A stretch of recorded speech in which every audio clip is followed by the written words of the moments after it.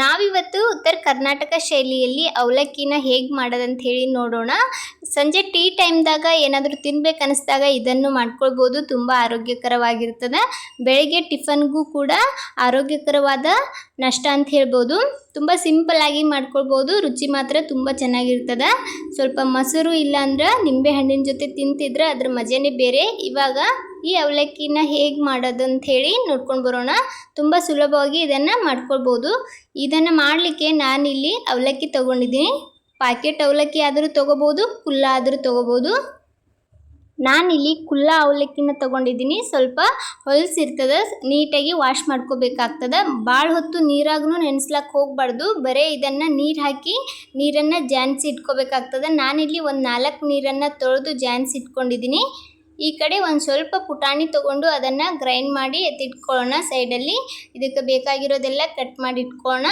ಈ ಕಡೆ ಒಂದು ಪಾತ್ರೆಗೆ ಎಣ್ಣೆ ಹಾಕ್ಕೊಂಡು ಎಣ್ಣೆಗೆ ಶೇಂಗಾ ಹಾಕ್ತಾಯಿದ್ದೀನಿ. ಶೇಂಗಾ ಹಾಕ್ಕೊಳ್ಳಿ. ಶೇಂಗಾ ಹಾಕೋದ್ರಿಂದ ಅದರ ರುಚಿನೂ ಕೂಡ ಹೆಚ್ಚಾಗ್ತದೆ. ಹಾಗೆ ಸ್ವಲ್ಪ ಸಾಸಿವೆ, ಜೀರಿಗೆ ಹಾಕ್ಕೊಂಡು ಎಲ್ಲನೂ ಫ್ರೈ ಮಾಡ್ಕೊಳ್ಳೋಣ. ಶೇಂಗಾ ಸ್ವಲ್ಪ ಫ್ರೈ ಆದ ನಂತರ ಅದಕ್ಕೇ ಕರಿಬೇವು ಸೇರಿಸ್ತಾ ಇದ್ದೀನಿ. ಹಸಿ ಕರಿಬೇವು ಇದ್ರೆ ತುಂಬ ಚೆನ್ನಾಗಿರ್ತದೆ. ಹಾಗೆಯೇ ಹಸಿ ಮೆಣಸಿನ್ಕಾಯಿ ಖಾರ ನೋಡಿಕೊಂಡು ಹಸಿ ಮೆಣಸಿನ್ಕಾಯಿ ಹಾಕ್ಕೊಳ್ಳಿ. 1-2 ಈರುಳ್ಳಿನ ಕಟ್ ಮಾಡಿ ಸೇರಿಸ್ಕೊಂಡಿದ್ದೀನಿ. ಇದೆಲ್ಲ ಚೆನ್ನಾಗಿ ಒಂದು ಸ್ವಲ್ಪ ಹೊತ್ತು ಫ್ರೈ ಮಾಡ್ಕೊಳ್ಳೋಣ. ಈರುಳ್ಳಿ ಎಲ್ಲ ಚೆನ್ನಾಗಿ ಫ್ರೈ ಆಗಬೇಕು. ಅಲ್ಲಿವರೆಗೂ ಇದನ್ನು ಚೆನ್ನಾಗಿ ಫ್ರೈ ಮಾಡ್ಕೊಳ್ಳೋಣ. ಈರುಳ್ಳಿ ಫ್ರೈ ಆದ ನಂತರ ಇದಕ್ಕೇ 1 ಟೊಮೆಟೊನ ಕಟ್ ಮಾಡಿ ಸೇರಿಸ್ಕೊಂಡಿದ್ದೀನಿ. ಟೊಮೆಟೊ ಹಾಕ್ಕೊಂಡು ಇದನ್ನು ನೀಟಾಗಿ ಫ್ರೈ ಮಾಡ್ಕೊಳ್ಳೋಣ. ನಂತರ ಸ್ವಲ್ಪ ಅರಿಶಿನ ಪುಡಿ ಹಾಕ್ಕೊಂಡಿದ್ದೀನಿ. ಅರಿಶಿನ ಪುಡಿ ಹಾಕಿಬಿಟ್ಟು ಮಿಕ್ಸ್ ಮಾಡಿದ್ರೆ ಒಗ್ಗರಣೆ ರೆಡಿ ಆಗ್ತದೆ. ಇವಾಗ ಒಗ್ಗರಣೆ ರೆಡಿ ಆಗಿದೆ. ಇದಕ್ಕೇ ಮೊದಲಿಗೆ ಏನು ಅವಲಕ್ಕಿನ ತೊಳೆದಿಟ್ಟಿದ್ವಿ ಆ ಅವಲಕ್ಕಿನ ಹಾಕ್ತಾಯಿದ್ದೀನಿ. ಇಷ್ಟು ಚೆನ್ನಾಗಿ ಉದ್ರಾಗಿ ಬರಬೇಕು ಅವಲಕ್ಕಿ, ಅಂದರೆ ತುಂಬ ಚೆನ್ನಾಗಿ ಬರ್ತದೆ. ಭಾಳ ಮುದ್ದೆ ಆಗೋದಿಲ್ಲ. ಈ ಥರ ಉದುರಾಗಿದ್ರೆ ಚೆನ್ನಾಗಿ ಬರ್ತದೆ. ಇದನ್ನು ನೀಟಾಗಿ ಮಿಕ್ಸ್ ಮಾಡ್ಕೊಳ್ಳೋಣ. ಚೆನ್ನಾಗಿ ಮಿಕ್ಸ್ ಮಾಡಿದ ನಂತರ ರುಚಿಗೆ ತಕ್ಕಷ್ಟು ಉಪ್ಪನ್ನು ಸೇರಿಸ್ಕೊಂಡು ಇದನ್ನು ಮತ್ತೊಮ್ಮೆ ಮಿಕ್ಸ್ ಮಾಡಿಕೊಂಡು ನಂತರ ಪುಟಾಣಿ ಹಿಟ್ಟನ್ನು ಹಾಕ್ತಾಯಿದ್ದೀನಿ. ಪುಟಾಣಿ ಹಿಟ್ಟು ಹಾಕೋದ್ರಿಂದ ಇದು ತುಂಬ ಚೆನ್ನಾಗಿ ಟೇಸ್ಟ್ ಕೊಡ್ತದೆ. ಪುಟಾಣಿ ಹಿಟ್ಟು ಹಾಕ್ಕೊಂಡು ಮಾಡ್ಕೊಳ್ಳಿ, ತುಂಬ ಚೆನ್ನಾಗಿ ಬರ್ತದೆ.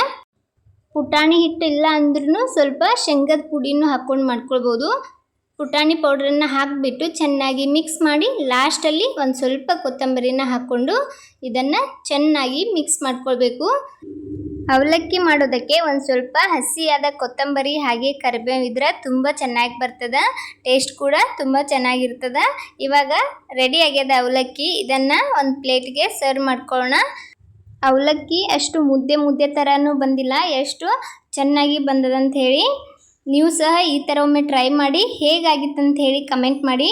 ತುಂಬ ಸುಲಭವಾಗಿ ಮಾಡ್ಕೊಳ್ಬೋದು. ಸಂಜೆ ಟೀ ಟೈಮ್ದಾಗ ಏನಾದರೂ ತಿನ್ಬೇಕು ಅನ್ನಿಸ್ದಾಗ ಇದನ್ನು ಮಾಡ್ಕೋಬೋದು. ಆರೋಗ್ಯಕ್ಕೂ ಕೂಡ ಒಳ್ಳೆಯದು. ಬೆಳಗ್ಗೆ ನಾಷ್ಟಕ್ಕೂ ಸಹ ಇದನ್ನು ಮಾಡ್ಕೊಳ್ಬೋದು. ಟಿಫನ್ಗೆ ಏನಾದರೂ ಮಾಡ್ಬೇಕು ಅನ್ನಿಸ್ದಾಗ ಈ ಥರ ಅವಲಕ್ಕಿನ ಜಟ್ಪಟ್ಟಾಗಿ ಮಾಡಿಕೊಡ್ಬೋದು. ಮಕ್ಕಳಿಗೂ ಕೊಡ್ಬೋದು, ದೊಡ್ಡವ್ರಿಗೂ ಕೊಡ್ಬೋದು. ಈ ಅವಲಕ್ಕಿನ ಬಿಸಿಯಾಗಿರುವಾಗ ತಿಂದರೆ ಅದ್ರ ಮಜಾನೇ ಬೇರೆ. ಒಂದು ಸ್ವಲ್ಪ ಮೊಸರು ಇಲ್ಲಾಂದ್ರೆ ನಿಂಬೆ ಹಣ್ಣಿನಲ್ಲಿ ತಿನ್ನಬೇಕು, ಸಖತ್ತಾಗಿರ್ತದೆ. ಈ ರೆಸಿಪಿ ಇಷ್ಟ ಆದರೆ ಒಂದು ಲೈಕ್ ಕೊಡಿ. ಇದೇ ಥರದ ಇನ್ನಷ್ಟು ರೆಸಿಪಿಗೋಸ್ಕರ ರಮ್ಯಾ ಮನೆ ಅಡುಗೆ ಚಾನಲನ್ನು ಸಬ್ಸ್ಕ್ರೈಬ್ ಮಾಡ್ಕೊಳ್ಳಿ. ಯಾರೆಲ್ಲ ನನ್ನ ವಿಡಿಯೋ ನೋಡ್ತಾ ಇದ್ದೀರಾ ಎಲ್ಲರಿಗೂ ಧನ್ಯವಾದಗಳು.